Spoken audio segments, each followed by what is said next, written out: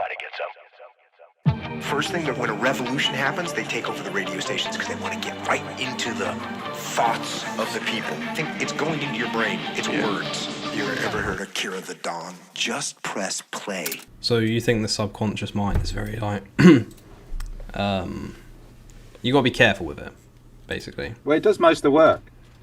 The Yeah. subconscious mind does most of the work, and the deeper into life you go, the more that becomes true.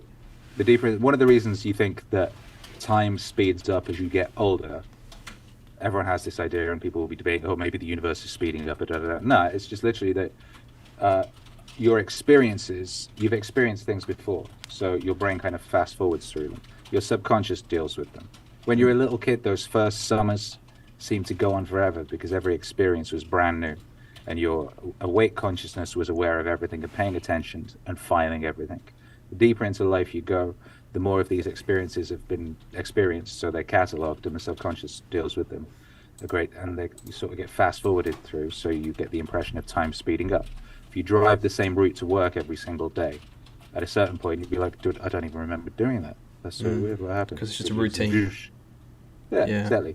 Who was the book? Was it Thinking Fast and Slow? There was, some people describe it as System 1 and System 2, and there's the kind of the aware system is making decisions, but the foundations upon which those decisions are made are what is contained within the subconscious. And more often than not, the subconscious will make the decision before the forward conscious even sort of activates.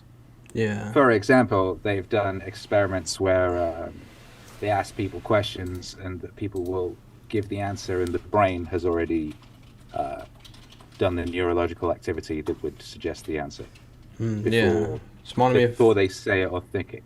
Reminded me of like a quote, something along the lines of, until the subconscious becomes conscious, it will control our life, and we'll continue to call it luck, or something along those lines. Yeah. How it Exactly. directs people's lives. I can't remember who that is, but I'm aware of that one. Yeah, exactly. I mean, the subconscious does most of the stuff, and the subconscious is programmed by everything around you.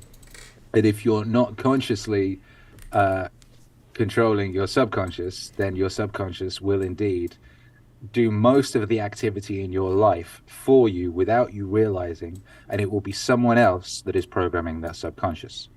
I can't remember if it's Nietzsche or Carl Jung who said, the world will ask you who you are, and if you do not know, it will tell you.